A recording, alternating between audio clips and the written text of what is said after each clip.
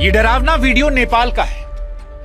ये इमारत 5 मंजिला है और पानी उससे भी ऊंचा, और जो लोग यहां खड़े थे उन्हें 10 सेकंड का भी मौका नहीं मिला। ये तस्वीर नेपाल तिब्बत बॉर्डर की है, तिब्बत के इमिग्रेशन सेंटर की, जहां 1 सेकंड पहले सब कुछ ठीक था और अगले सेकंड सब कुछ खत्म हो जाता है। ये तबाही जो आज नेपाल ने झेली, इसे पूरी दुनिया ने आज देखा, और जब देखा तो दुनिया की रूह कांप गई, क्योंकि तिब्बत से निकला सैलाब नेपाल को रौंदता हुआ गुजरा है। हिंदुस्तान इसको लेकर इसलिए व्यथित है क्योंकि नेपाल के साथ साथ इसमें हमारे भी 105 लोग लापता हैं।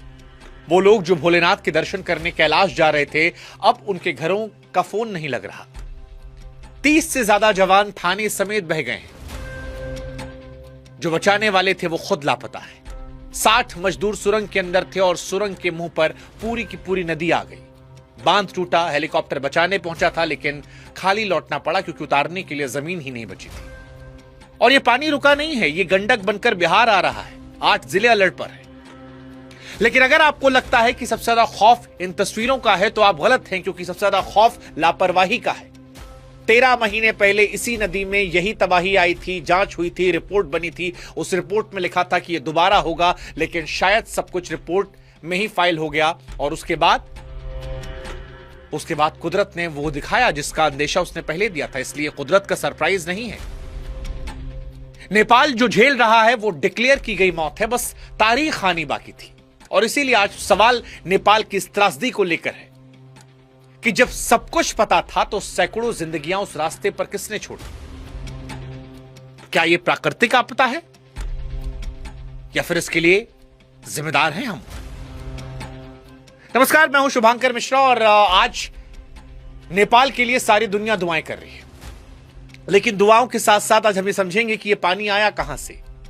13 महीने पहले जब वार्निंग दी गई थी तो फिर उससे सबक क्यों नहीं लिया गया? 26 अगस्त बुधवार सुबह करीब 8:30 बजे तिब्बत की तरफ से लेंदे नदी में कुछ होता है, गड़गड़ाहट। चश्मदीद बताते हैं कि ऐसी आवाज आई जैसे ज्वालामुखी फटा हो, और यह नदी नीचे आकर कहलाती है भोटे कोशी।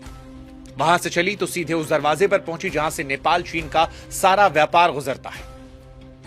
फिर वहीं पर बॉर्डर पर वो दरवाजा जहां से भोलेनाथ के यात्री तिब्बत में घुसते हैं, कैलाश जाते हैं। यानी उस सुबह मौत ने वो दरवाजा चुना जहां सबसे ज्यादा लोग खड़े थे, ट्रक वाले, मजदूर, पुलिस वाले और यात्री। इसके बाद 9 बजे रसू वागड़ी पहुंचता है ये सैलाब, और यहीं पर वो सीसीटीवी वाला सीन आता है। कस्टम, ट्रक, इमिग्रेशन सब बह जाता है। 9:15 बजे जिले के